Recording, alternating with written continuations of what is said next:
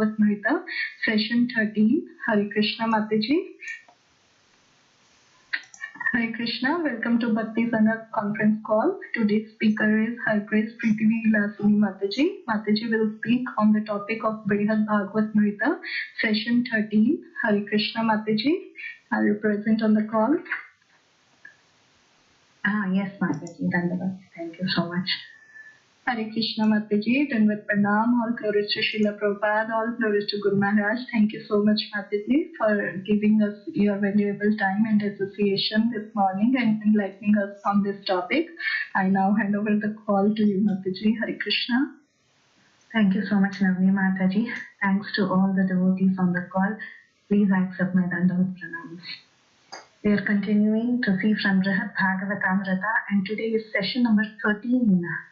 So currently Narada Muni is talking with Prahlad Maharaj and Prahlad is glorifying Hanuman as being one of the greatest recipients of the Lord's mercy.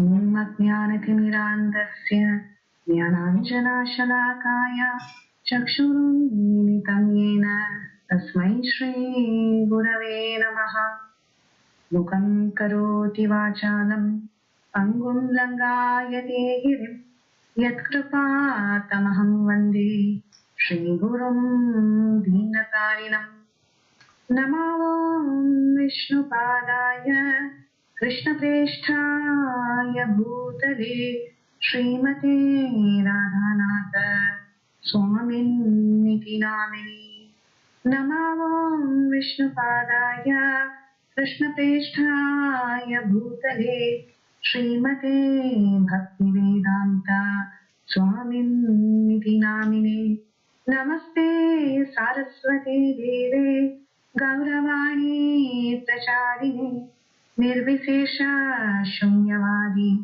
Paschatyadesh-tarini Jaya Shri Krishna Chaitanya Prabhu Nityananda Shri Advaita Gadadhara Shri Vasadi Gaura Bhakta Vrinda Hare Krishna Krishna Krishna Hare Hare Hare Rama Rama Rama Hare Hare Vansha kalpatarubhyascha kripa sindhubhya eva cha patitanam pavanebhyo vaishnavebhyo namo namaha. All glories to Srila Sanatana Goswami. Seek the blessings of all the devotees on the call. So in our previous session, we were seeing the glories of Hanuman as told by Prahlad Maharaj, and Prahlad Maharaj described how Hanuman had served the Lord for thousands of years. He was the most powerful person. By the mercy of all the demigods, he got several benedictions and he became immune from old age and death. He was so fearless, he maintained great vows of he maintained great vows. He performed auspicious deeds. He jumped to Lanka and we saw about his flight to Lanka and the different obstructions that he faced during his flight. Then we saw how expert he was in pacifying Sita Devi and then how he successfully burned Lanka and returned back, gave the good news to Lord Ramachandra, and he was embraced by the Lord for all his services. So this is what we saw in our previous session. So we are going to continue from there. What happened after that? What are the other things that Hanuman did? So we stopped at a point where Ramchandra embraced Hanuman and thanked him and glorified him for doing such a wonderful task. And he was so happy with Hanuman for the news that he had brought that Sita was alive. So when Ramachandra heard this, they decided to proceed towards the southern ocean so that they could cross this ocean, go to Lanka and save Sita Devi. So then Ramachandra and all the Vanaras, they began to proceed towards the southern ocean. So while they were going, We all know that Hanuman is actually one of the greatest carriers of Lord Ram. Just like how Garuda actually always carries the Lord, similarly, Hanuman is also known to be one of the greatest carriers of the Lord. So when the Lord had to travel from Kishkinda to the southern ocean, at that time Hanuman carried him all the way on his broad, beautiful, soft back. So usually when kings go out, their close associates, they hold a white umbrella for the king out of respect. So now in the forest, there was no umbrella for Lord Ram. So Hanuman's tail, nice bushy tail, served as a white umbrella for King Ram as they were walking towards the southern ocean. So Ramchandra, all the Vanaras, headed by Hanuman, all of them, they began to walk towards the southern ocean. Now meanwhile, what was happening in Lanka? Meanwhile, in Lanka, the situation was very, very tense. It was very tense. Ravana had seen the fearful, terrible act in Lanka that was done by Hanuman, and Ravana was extremely angry. So with his face hung down with sadness, anger, and even a little shame, he spoke to the demons. He called out to the demons. He told the demons, an insignificant monkey has entered here. That monkey has entered this impenetrable city of Lanka, and we have all been overpowered by this monkey. Sita was easily discovered by them, by this monkey. So this 1,000-pillared building that we had, which is the favorite spot for all the demons, that spot was assaulted by Hanuman. So many demons were killed. Even my sons were killed. Some of my sons were killed. The entire city of Lanka has been stirred up by this Hanuman. So, my dear ministers, tell me, what should we do? So hearing these words of Ravana, all these demons who were very strong, who were very stupid and without any moral conduct, they all raised their palms and they folded their palms and they began to praise Ravana. They said, Ravana, don't worry, nothing can happen to you, nothing can happen to Lanka. Nobody can destroy Lanka. And they began to make these claims very confidently without knowing the strength of their enemy's side. So they all just began praising him so that he would be pleased without understanding what is really good for Ravana. So like this, when all the demoniac ministers were praising Ravana, Vibhishan, who was Ravana's brother, was very wise. He stopped them and he began to speak very friendly and meaningful words to Ravana. So he said, my dear brother Ravana, just think about this. Since Sita has come here to Lanka, there have been so many problems. Why? It is because of your lust. Your lust for Sita is that poison that's going to kill you. She belongs to Ram, so you must give her back to Ram. So he said, my dear brother, nobody, neither your Kumbhakarna nor Indrajit nor anyone, none of your associates can actually withstand Ram in battle. You're simply overcome by the sinful addiction of lust that you have and you're behaving so rudely. And all these people who are around you and they're giving you advice, they are thinking they are giving you good advice. But remember, they're just going to bring about your destruction. And I'm giving you this advice only for your own good. So please give Sita back to Ram. So like this, Vibhishan, he spoke very wise words. He told that you should know what you're doing. You just cannot, take away someone else's wife and think you'll be happy. That's not going to happen. So when Ravana heard all this advice, he became very angry with Vibhishan. He told Vibhishan, one can stay together with an enemy. One can stay even with a furious snake. But one cannot stay with an enemy who is actually claiming himself to be as a friend. So you're insulting me because you're envious of me. For me, all this fire, weapons, nothing brings fear. But relatives like you, with selfish motives, being with me, giving me such wrong advice, always praising the enemy, only people like you cause fear in my heart. So like this, he began scolding his own brother who was trying to help him. So hearing these harsh words from Ravana, Shriman Vibhishan, who was on the side of justice, holding a mace in his hand. By his own mystic power, he rose up into the sky with 4 other demons who were very loyal to him, and they took leave of Ravana for good. Here in the Ramayana, actually, Valmiki, he addresses Vibhishan as Shriman. That means very wealthy.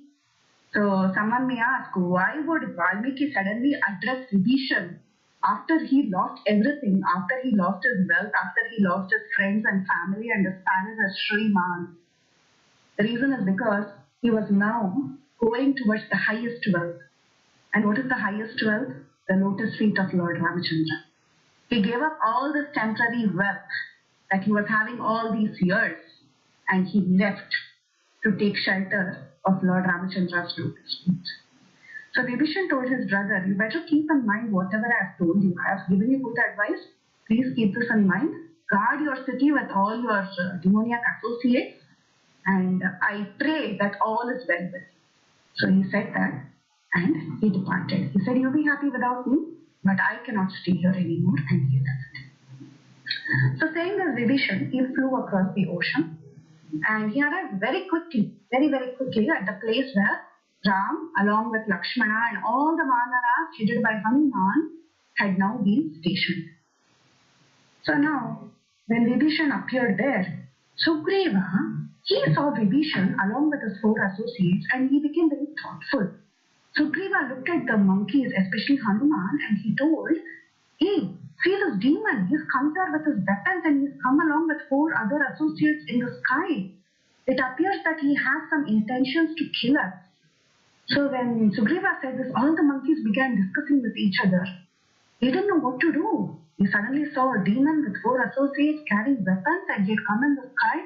Everyone was agitated. And at that time, Vibhishan, he halted there in the sky, and he saw Sugriva and all these Vanaras, and he introduced himself. He said, no, I am the brother of Ravana, but I want to explain to you that I was insulted by Ravana, and I have left his company, and I've come here to take refuge, to take shelter at the lotus feet of Lord Ram. So that's my intention. I've come here for that. So when Sugriva heard these words of Vibhishan, he quickly ran to Lord Ramachandra, and he saw Ram and Lakshman, and he told them, oh Ram and Lakshman, there is an enemy who has come here. He belongs to Ravana's army. All these demons are very strong and they are very deceitful. They are always doing Maya tricks. So don't trust him. He's a spy of Ravana. He's come here. He's the brother of Ravana. He's Vibhishan. He is demoniac by nature. So don't keep any trust in him. He's saying that he's come here to seek your refuge, to take shelter under your lotus feet, to surrender unto you. But Ramchandra, please be careful. Think before you act. Don't accept him easily. So Sugriva's intention at this point was that he was trying to be protective of Lord Ram. He was also a devotee. So Sugriva said, Ram, you know what is right. You are very merciful to everyone. You simply forgive everyone. But then think about this. I am really doubtful about the intentions of Vibhishan. So Ravana is personally sending this Vibhishan, and this Vibhishan should be. So after silently hearing what Sugriva had to say, Ram was thinking in his mind how to protect Vibhishan.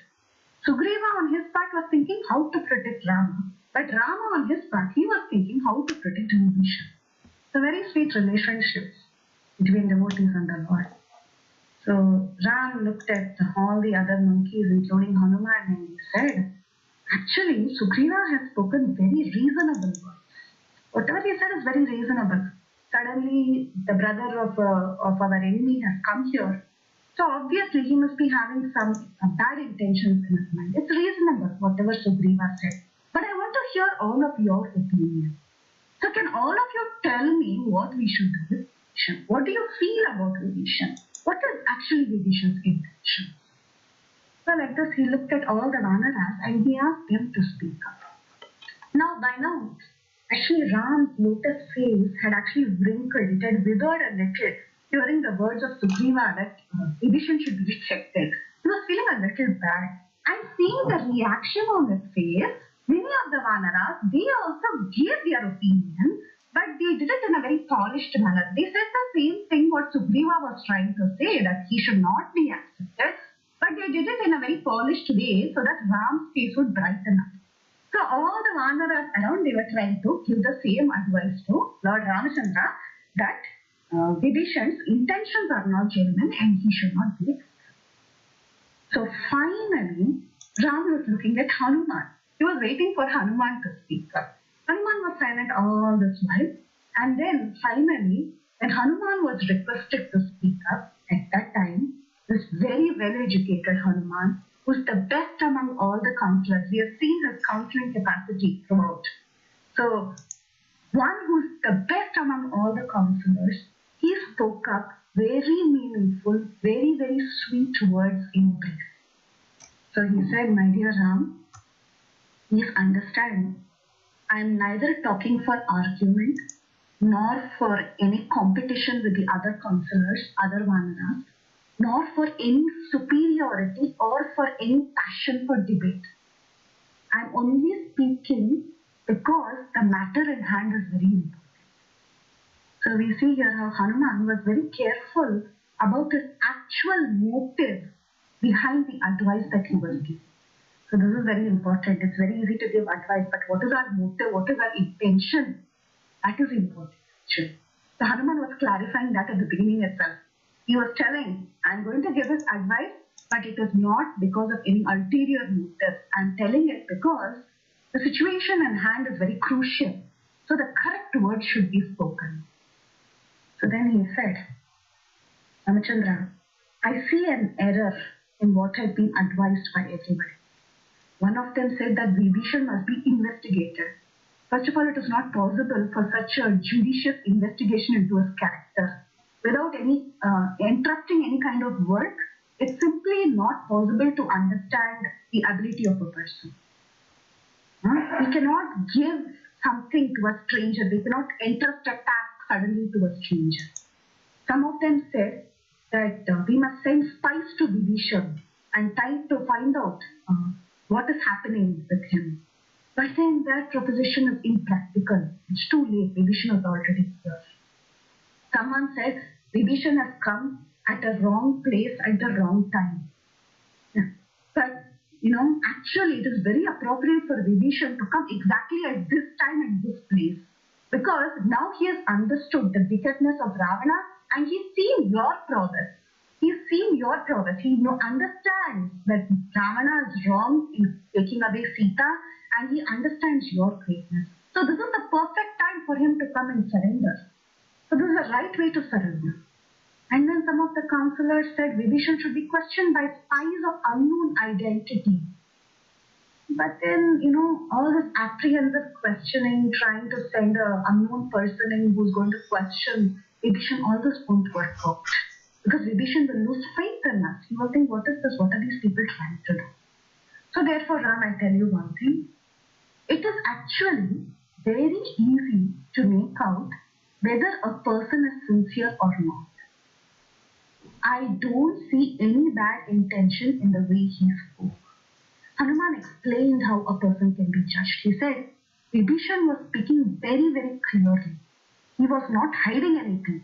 His face was very bright. He was very confident. So I don't doubt him. A deceitful person will not approach so fearlessly and so confidently.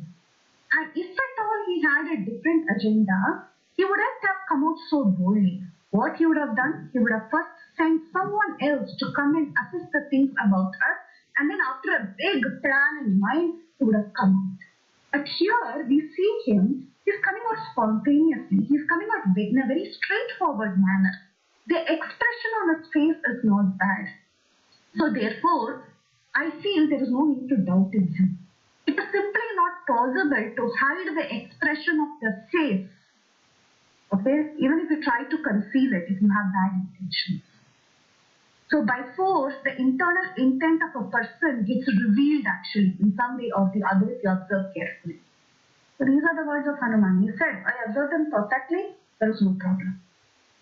And he has come here at the right time because he has seen your perseverance in getting back Sita and the bad conduct of Ravana. and he has heard your glory. So deliberately he has come here out of his own accord. So this itself is enough to accept it. This is what I sincerely feel. So after Hanuman said this, he said, Ramchandra, you are the best judge. You know what to do. So you're the final judge of this issue. You please do what you feel is fit. So when Ram heard Hanuman's explanation, actually even before Hanuman had also told, even before Vibhishan had come here, when Hanuman was explaining what had happened in Lanka, Hanuman told Ram that Vibhishan had very good qualities. And when Ravana was trying to kill Hanuman before Hanuman burned Lanka, Vibhishan actually stopped him. Vibhishan told Ravana that you should never kill a messenger. So considering all this, Ramachandra, he was very, very happy. Now Rama's face became very, very bright, became very happy. So after he heard Hanuman's words, he looked at Sugriva and he told, see Sugriva, I understand your concern. You have made a very valid point that Vibhishan is a demon and we may not be very sure of his intention. But then Hanuman has explained very nicely that we must actually consider him and accept him. So then Ram said, by any means, I will not desert anyone who arrives with a friendly appearance, even if there is any defect. He must be accepted, whoever he may be. And even if he doesn't come with a friendly intention, even whether he is good or he is bad, actually even if he is bad, I will accept him. Even if he is bad, he is incapable of doing even a little harm to me. Sugriva, don't worry. If I wish, now I can kill all the demons, I can kill all the Rakshasas, all the Pishachas, everybody in this earth with the tip of my fingers. So Ram said, doesn't matter who he is good, he is bad, whoever he may be, if he comes to me for shelter, I will give shelter. So Ramchandra was so determined to give shelter to anyone who surrenders to him even once. So that time Ramchandra spoke this most famous, most important verse of the entire Ramayana, which is also mentioned in Sri Chaitanya Charitamrita, the chapter that we are reading, chapter 22, verse 34. He said, Sakadeva prapanno yas aswami picha yachate tamamsi picha yachate abhayam sarvada tasmai dadami tatratam mama. It is my firm vow that if only one sincerely, seriously surrenders unto me, saying, my dear Lord, from this day I am yours, and prays to me for courage, I shall immediately award courage to that person, and he will always remain safe from that time on. Yuddhakanda, Valmiki Ramayana, 1833. These were the words spoken by Lord Ramachandra and also mentioned in Sri Chaitanya Charitamrita. So then, as directed by the chief architect of the Vanaras, Nala, and the commander-in-chief Nila, a very beautiful Ramasetu was built. This bridge was built very, very diligently by all the Vanaras, and Hanuman, he played a very big, important role in building the bridge. With all his power, being Vayuputra, Hanuman threw huge boulders and built this beautiful bridge. And after the construction was over, even while crossing the bridge, actually, Ramachandra rode on Hanuman's shoulders, and Lakshmana rode on Angada's shoulders. So we see that Ram always used Hanuman as his Vahana wherever he went. So Hanuman, he carried Lord Ram on his shoulders and he walked across the huge bridge.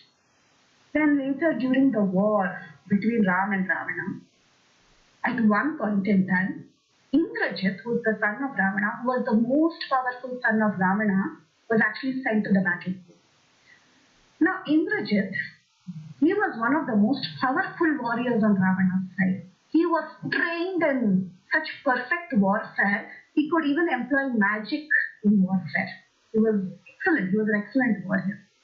So during one of these instances, Indrajit, he made himself invisible and he disappeared into the sky. And from a disappeared situation, from the sky, he started to shower thousands of arrows towards the Vanara army, and all the Vanaras lost their consciousness. Then he rained another multitude of arrows at Ram and Lakshman, and finally Indrajit, he invoked the Brahmastra at that time after showering so many arrows. When the Brahmastra was invoked by Indrajit, Ram looked at Lakshmana and he told that, Lakshmana, we must submit to the Brahmastra that is being released by Indrajit because we have to honor the weapon of Brahma. So, honoring the weapon of Brahma, everybody, all the Vanaras, including Rama and Lakshmana, all of them, they all fell down unconscious. They were hurt in the battlefield by the missiles of Indrajit. Now Ram and Lakshman and the whole Vanara army fell unconscious. All of them fainted. Sugriva, Nila, Angada, Jambavan. Nobody could understand what to do. Almost everybody was either terribly hurt or almost dead. But then Hanuman and Vibhishan were alive. That is because they had boons that the Brahmastra cannot do anything to them. Remember the boons that we were talking about in one of our previous sessions, the boons that Hanuman had received. So nothing had happened to them. Nothing had happened to Hanuman and Vibhishan. Vibhishan also had boons. It's explained in the Uttarakanda that Vibhishan also had boons that the Brahmastra cannot do. So in the night, what they did was they lit some torches and they went around in the battlefield with torches in their hands and they were searching to see how, if anyone was alive, if anyone was conscious. So when they were roaming around like this, they saw so many of the chief Vanaras were all fallen down. In fact, 67 crores of powerful Vanaras were actually fallen like that in the battlefield because of this Brahmastra of Indrajit. But they were very intently searching for Jambavan because Jambavan is Brahma's son. So technically, Brahmastra should not do anything to Jambavan. Jambavan was conscious.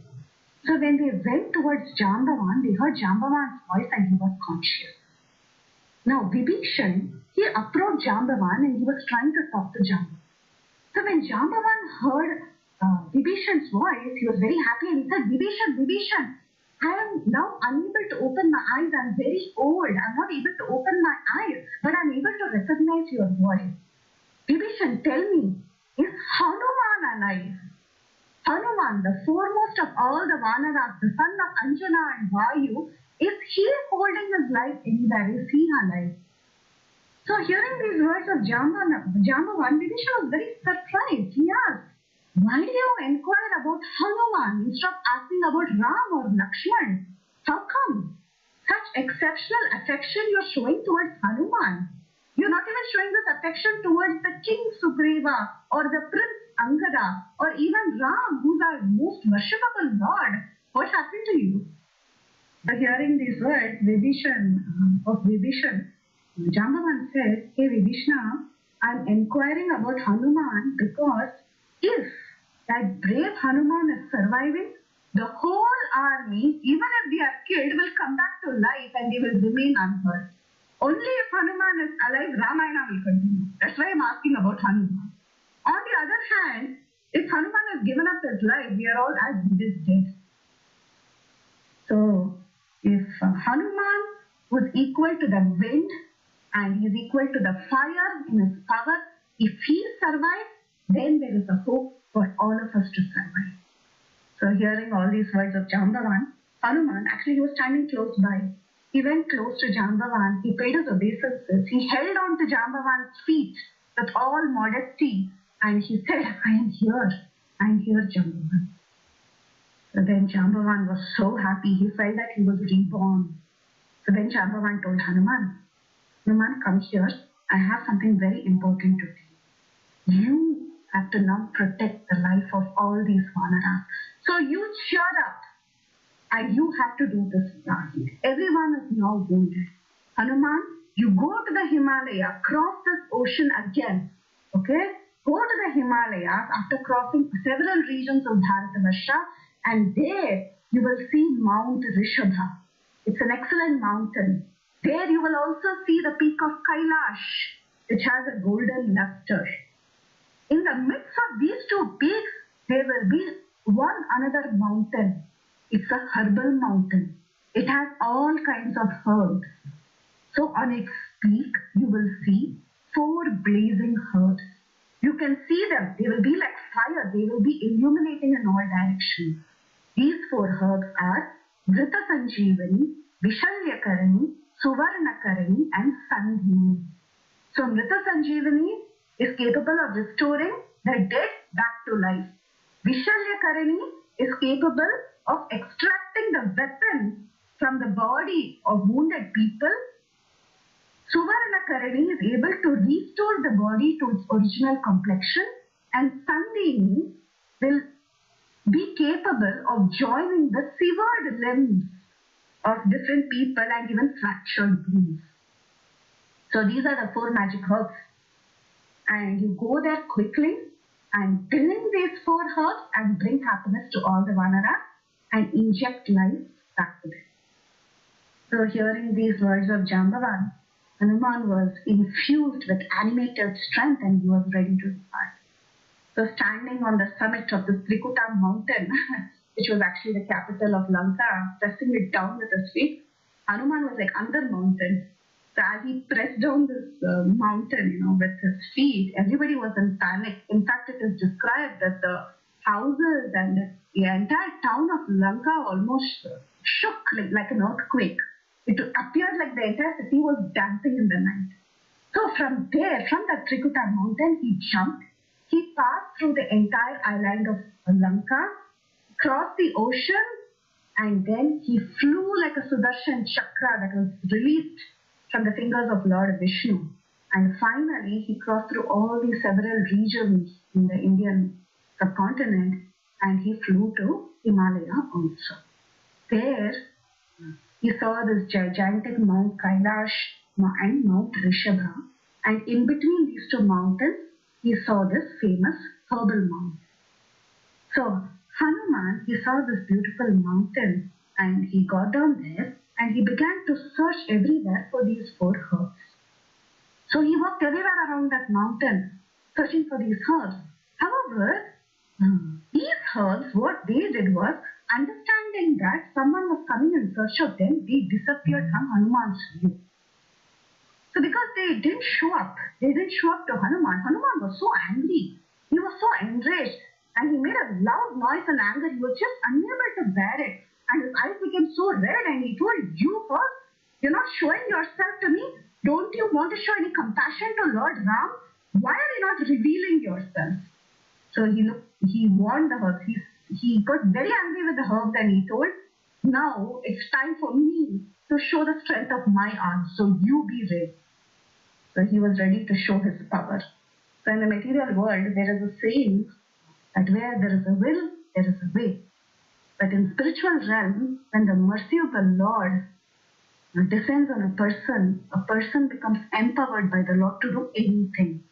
So Hanuman became empowered that minute and very fiercely seizing hold of the top of that mountain, he uprooted that mountain, frightening everybody. So taking that mountain in his hand, Hanuman sprang up into the sky and he proceeded with a terrible speed. So Anjaneya had all the capabilities. He could think fast. He took a clear decision immediately without wasting any time. He was fully capable of implementing his idea into action. Also, he had the strength to face all the obstacles that came in his path after he implemented his idea. So he had all these qualities. So when we think of Hanuman carrying this mountain, it is an instruction for us also.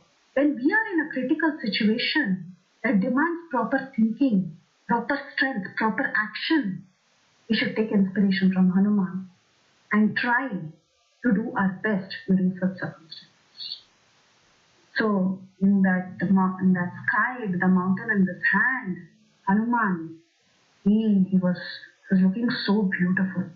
And finally, he reached the land of Lanka and he came to the battlefield, and there he placed the mountain very carefully after offering his obeisances to all the Vanaras. And he went and he embraced Vibhishan. Now, just by inhaling the fragrance of these beautiful herbs, both Ram and Lakshman They got healed of all their wounds then and there. All the Vanara warriors, they just inhaled. Hanuman didn't even have to bring those herbs and keep it near their nose actually. Just by inhaling these herbs, all the Vanara warriors, they all woke up. The fragrance of these beautiful herbs actually woke up everybody. And the people who were dead, the Vanaras who were dead, actually were revived. The Vanaras who were hurt, they were revived of, and they were healed of their wounds. They were relieved of their pains. Everybody arose. The herbs healed everybody and brought back everybody to life. But then what about the demons? The demons were also killed in great numbers. It's a war. Even the demons were killed. So did the demons also arise? Did they also come back to life? Actually, what happened was, from the day the Vanaras and the demons began to fight in Lanka, from that day onwards, under the order of Ravana, all the demons were being killed by the Vanaras were actually being thrown into the sea for the sake of honor. Because their numbers, they didn't want to reveal to the Vanaras. They didn't want to show the Vanaras that so many people are dead. Because if the Vanaras know that so many people in the enemy side are being dead, they get encouraged, right? So therefore, this was Ravana's plan that if any demon was killed in a battle, immediately he should be dumped into the ocean. So this psychology of hiding the death of the demons actually worked against them. Because when this herbal mountain came, none of them could rise back to it. So then Hanuman, what he did was, after everyone was revived, with the same great speed, he carried away the mountain of herbs and put it back in its position in the Himalayas. And he then came and joined Ramchandra. So Hanuman was very responsible. He was a responsible citizen. Not only did he use nature's gift wisely, but he also knew to put back the mountain in its place without causing any imbalance in nature. So later Lakshmana, Ramachandra, all of them, they woke up and then the fight began. And of course, Lakshmana, later he fought with Indrajit and Indrajit was killed by Lakshmana. Now, after Indrajit was also killed, Ravana actually came to the battle. And at one point, Ravana was fighting with Lakshman and Vibhishan in the battle. Ravana, he threw a very powerful spear that was designed by the demon Maya Danava. It was designed by him. And that spear, actually he threw it towards Lakshman. And that spear struck Lakshman and pierced him. And it went through his body and stuck to the ground. So he was hurt very severely. Lakshman this time was hurt very severely. And Ram was totally shattered when he saw this. Ram began to lament so piteously over the uncertain condition of Lakshman. Lakshman was not waking up. Ram became very, very scared. Ram had never ever been separated from Lakshman even for a minute since his birth. He had been even without Sita since his birth. But he was never without Lakshman. So Ram was totally broken. He said, my limbs are simply sinking like this. Seeing seeing Lakshmana hurt like this. Even I want to die now. I cannot hold on to my life anymore. So when Ram was in this condition, everyone called for Sushena. Now this Sushena was actually the monkey physician. He tested Lakshman and he said that Lakshman is actually still alive. So then Sushena, he requested Hanuman to go again and bring a particular hill called as Aushadagiri or Mount Mahodara. This particular mountain is called as Mount Mahodara. And he told them to bring this mountain and he said to Hanuman to bring Vishalyakarani, Suvarnakarini, Sanjeevakarini and Sandanakarini. So he said bring all these herbs in. So Hanuman again immediately rushed and of course as usual failing to identify the herbs there again, he carried the mountain peak back and he gave it to Sushena. Now all the monkey chiefs and even the demigods were surprised to see this impossible feat of Hanuman. How many times? This is the second time Hanuman is going. And in fact, the first time when he brought the mountain, he went back to keep it also. So Hanuman was going up and down, up and down. So then Sushena, this time what he did was he took these herbs and he crushed it and he administered it through Lakshmana's nose because Lakshman was in an extremely critical condition. He couldn't have been woken up easily. So Sushena administered this herb, like nose drops, like how you give kids nose drops, like that. He crushed the herbs and he gave nose drops to Lakshman, and Lakshman regained his consciousness after he was treated by this herb brought by him. Then Lakshman looked at his brother and he told his brother, if you really wish to kill Ravana in the battle, if you wish to fulfill your promise, and if you have any affection towards Sita, immediately go and kill this Ravana. Time has come, no more waiting, you have to go and kill Ravana. So soon after that also, Ramchandra, he killed Ravana very soon after this incident had happened. So even during the war, when this war was going on, between Ram and Ravana, we see in many situations, Ramchandra used to ride on the back of Hanuman and fight.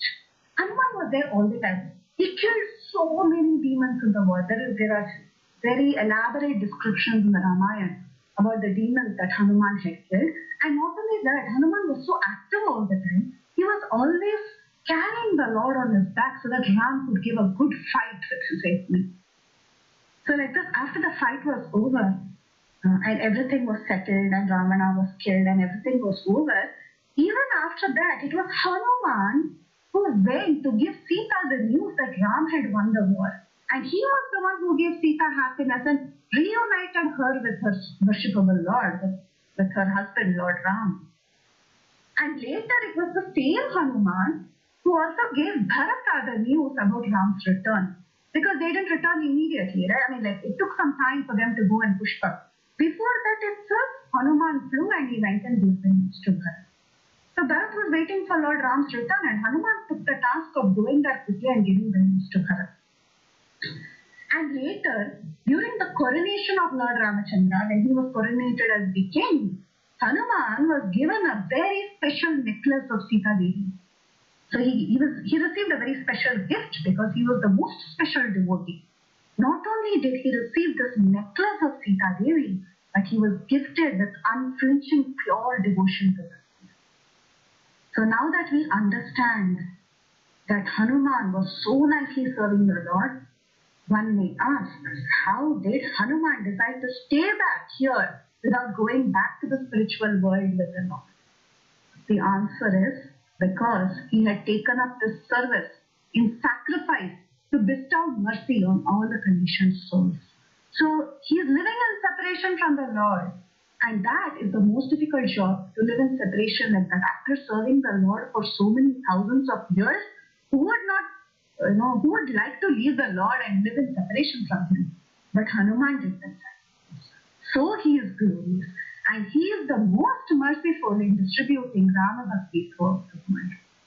So like this, Brhad glorified Hanuman for all the qualities that he had.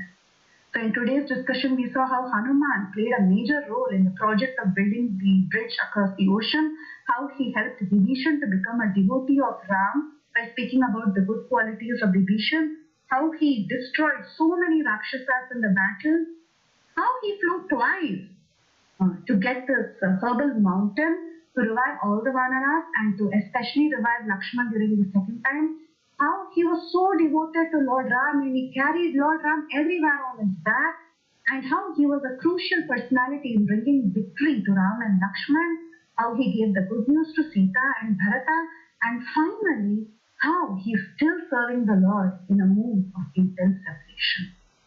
So after that, Prahlad said, Hanuman, he perfected Dasyam, active service to the Lord with all his senses.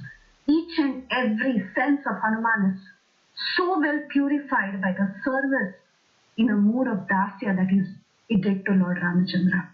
So Prahlad, he considered his smaranam that he was doing in his mind to be very inferior compared to Hanuman's active service with all his senses. So even when liberation was offered to Hanuman, what did Hanuman do? He just wanted service in this world. So he said, Hanuman is very great, not me. I'm just simply sitting in one place and thinking about the Lord. Is that great, or is the service of Hanuman great? So then Narada Muni, he was very delighted to hear the glories of Hanuman. And Prahlad further told him, my dear Narada Muni, Hanuman is still here. Hanuman is currently residing in Kim Purusha Loka, is sitting by the deity of the Lord, and he is always glorifying the Lord. So there is a verse in the Srimad Bhagavatam, 5:19, 1 and 2, Canto 5, chapter 19, verses 1 and 2. I'll read those two verses about Hanuman. Srila Shukadeva Goswami said, "My dear king, in Kim Purusha Varsha, the great devotee Hanuman is still always engaged with the inhabitants of that land in devotional service to Lord Ramachandra, the elder brother of Lakshmana and the dear husband of Sita Devi. A host of Gandharvas is always engaged in chanting the glories of Lord Ramachandra. That chanting is always extremely auspicious. Hanumanji and Ashtishena, the chief person in Kim Purusha Varsha, constantly hear those glories with complete attention. Hanuman chants the following mantras." So we are not going to see the mantras. These are the two verses that talk about Hanuman's residence in Kim Purusha Varsha. So then Prahlad told Narada, "You already know all the glories of Hanuman. Everybody knows the Ramayana. All of them know the Ramayana. Everybody knows how glorious Hanuman is. And Narada, he is the spiritual master of so many of them. He knows the glories of Hanuman in and out." So Prahlad was telling Narada, "You already know, but this was just an opportunity for me to glorify Hanuman. So, but still, you now go to Kim Purusha Loka. Go see for yourself. Go and talk to Hanuman and become enlivened. See for yourself this most wonderful day." So then Narada Muni, he was so happy in heart. He sprang up from his seat and he flew towards Kim Purusha Loka, chanting, "Aho Badram, Aho Badram." How wonderful, how wonderful. And next week, we all will enter Kim Purusha Varsha with Narada. So thank you so much for your kind attention. We'll stop here. Sorry for if I made any mistakes while speaking. Thank you so much. Hare Krishna. Hare Krishna, Vilasini mataji. Thank you so much.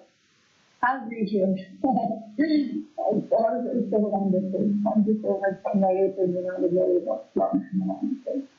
And the last point that you mentioned about, which were the verses, it's the Canto 90.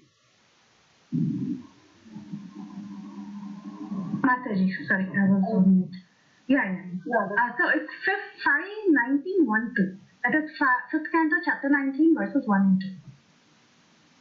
1 and 2, okay. 1 and 2. Two verses together. Yeah. And then the prayers of Hanuman and the other residents of Kim Purusha Loka said right after that. Oh, okay. Okay. Thank you so much, Mataji. Thank you. Looking forward to go to Kim Purusha Loka now. Yes, Mataji. Thank you. Yeah. Thank you. Thank you. Hare Krishna, Preeti, Vilasini. Again, wonderful storytelling. It's raining here, so it's cold outside. I think, God, what a wonderful way to spend the morning. All I can see is fireplace. Very good. And I heard in California, it's this week it's rained enough for 1 full year, right? That's what they're saying. Yeah, so it's really pouring. So, and that's new for us over here. So it never rains there. Yeah, it's never rains. Right. So it's really it's like I said, it's windy, really super windy, and it's raining, and it's like perfect storytelling time. Perfect story. It's a perfect story. Like I said, it was wonderful. It brought tears to my eyes thinking about Hanuman. And then the last thing you said, when you said that, why is Hanuman still here? And you said it's because he's here to bring back all the fallen souls. It immediately reminded me, of course, of Srila Prabhupada. He's here until he takes back every devotee, right? And a couple of days ago, we were listening to a class about Srila Prabhupada, and he writes, given by Srila Prabhupada, and he says in there, very nicely, he said that it is the responsibility, it's the duty of a Vaishnava to reclaim all the fallen souls. So we have to make them eligible. He said everyone is eligible, but we have to make them qualified. And how do we make them qualified? Is we must give everybody the chance to chant Hare Krishna, Krishna Krishna, Hare Rama, Rama Rama, Hare Hare. And I thought, oh my God, it's like exactly what Hanuman is doing, what Prabhupada is doing, giving them the mantra, Hare Rama, Hare Krishna, just to bring back all the fallen souls. And I thought, wow, following the example of previous acharyas, this is our mood. This should be our mood. Yes. It's so exciting. Thank you, Mataji. How beautiful. Thank you. Thank you for staying back. And when you give your realizations at the end, it's like a treat. Thank you, Mataji. Thank you. Thank you. Hare Krishna, Preeti Mataji. Thank you very much. Sarojandani Mataji. Is that you? Hare Yeah. Thank you, Vinaya Mataji. All glories to your non-stop services. Thank you. Thank you, Mataji.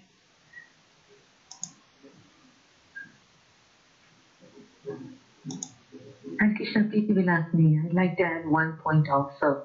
Yes. What's really, really wonderful about these classes is that not only just listening to the story, but hearing everybody's realization. It's so wonderful because, we see it in one perspective, at our point of view, but each one of the listeners has brought so much depth and understanding and realizations from their heart, from their experience, from their understanding, that it really, really, you're literally diving deeper and deeper into a whole big vat of whipped cream, like really. I mean, you just keep going. It's just, it's just so rich, is what I'm trying to say. It's so rich, and it's just so, as Vinay was saying, it makes you so happy. It just really makes you so happy. So it's very true. This is just a wonderful class. Thank you. The real meaning of satsang, right? So beautiful. Thank you, Mataji. Thank you, Maheshwari Mataji.